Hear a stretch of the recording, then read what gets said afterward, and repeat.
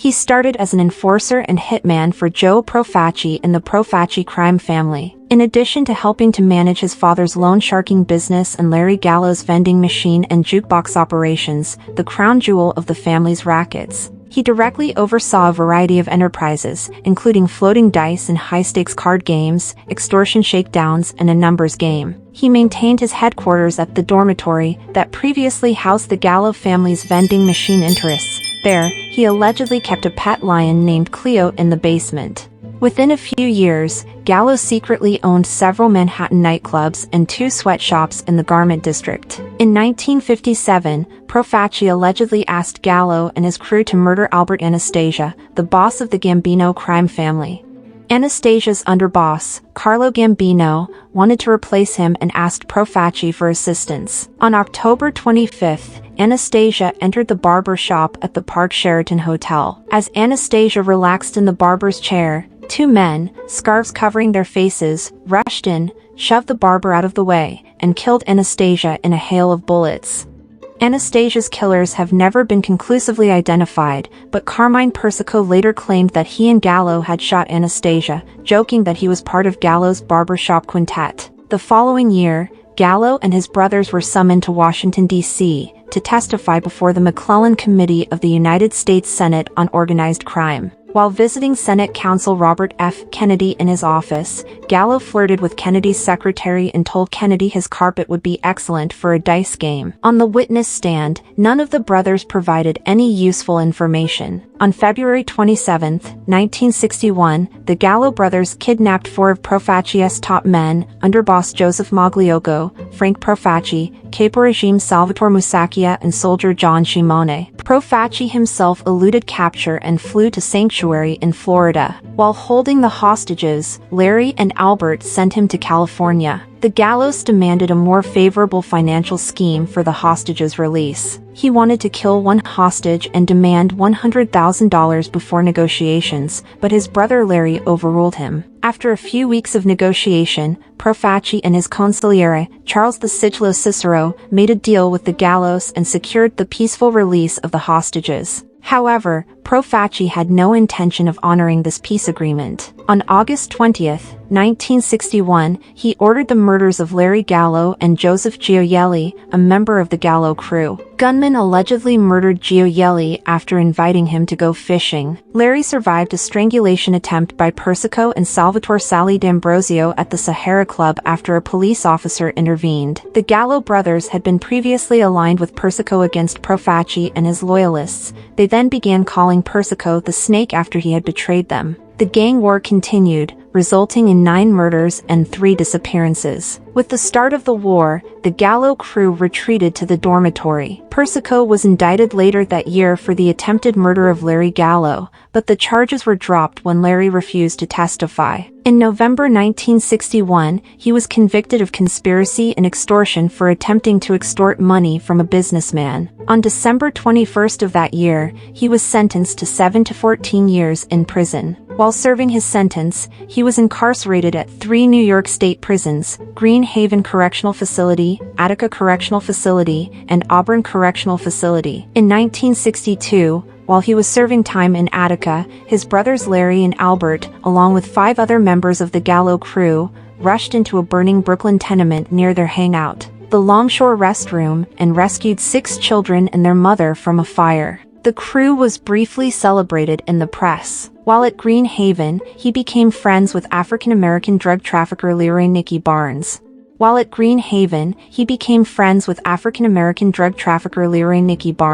Gallo predicted a power shift in the Harlem drug rackets towards black gangs, and coached Barnes on how to upgrade his criminal organization. On August 29, 1964, he sued the Department of Corrections, stating that correction officers inflicted cruel and unusual punishment on him at Green Haven after he allowed a black barber to cut his hair. The prison commissioner characterized him as a belligerent inmate and an agitator.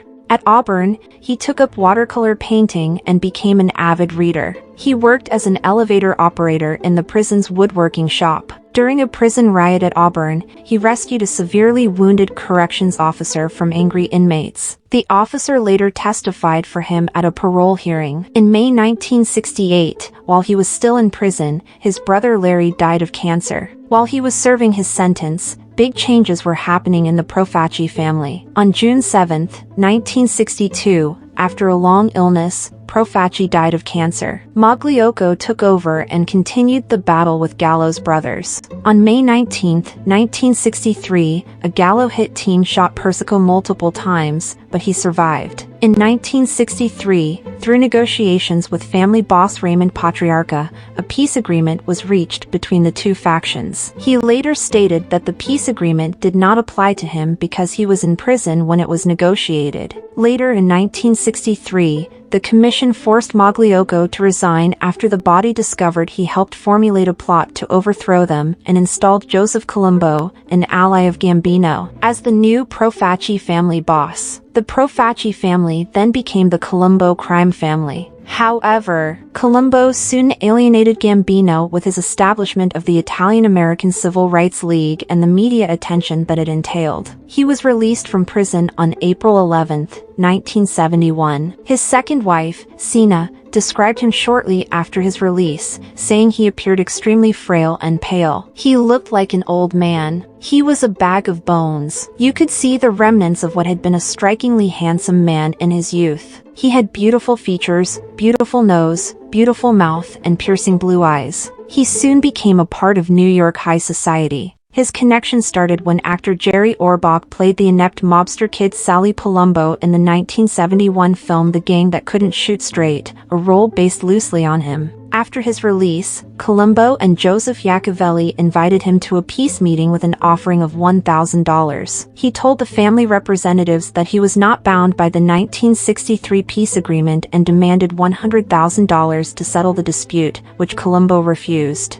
On June 28, 1971, at the Second League rally in Columbus Circle in Manhattan, Colombo was shot 3 times, once being in the head, by an African-American gunman named Jerome Johnson. Johnson was immediately killed by Colombo's bodyguards. Colombo survived the shooting, but was paralyzed until his death in May 1978. Although many in the Colombo family blamed him for the shooting, the police eventually concluded that Johnson was a lone gunman. The Colombo leadership was convinced that he ordered the murder after his falling out with the family. On April 7, 1972, around 4:30 a.m., he and his family entered Umberto's Clem house in Manhattan's Little Italy to celebrate his 43rd birthday with Sister Carmela, his wife Sina, her daughter, his bodyguard. 4 gunmen walked into the dining room and opened fire with revolvers. He swore and attempted to draw his handgun, but 20 shots were fired at him and he was hit in the back, elbow, and buttock. After overturning a butcher block dining table, he staggered to the front door. Witnesses claimed that he was attempting to draw fire away from his family. Diapolis was shot once in the hip. The mortally wounded Gallo stumbled into the street and collapsed. He was taken in a police car to Beekman Downtown Hospital where he was pronounced dead. Gallo's funeral was held under police surveillance. His sister Carmela declared over his open coffin that the streets are going to run red with blood. Joey, looking for revenge. Albert Gallo sent a gunman from Las Vegas to the Neapolitan Noodle restaurant in Manhattan, where Iacovelli, Alphonse Persico, and Gennaro Langella were dining. However, the gunman did not recognize the mobsters and shot 4 innocent diners instead, killing 2 of them. After this assassination attempt, Iacovelli fled New York, leaving Persico as the new boss. The Colombo family, led by the imprisoned Persico, was plunged into a second internecine war which lasted for several years, until a 1974 agreement allowed Albert and his remaining crew to join the Genovese family. Joseph Gallo, also known as Crazy Joe, was an Italian-American mobster and capo regime of the Profaci crime family of New York City, New York.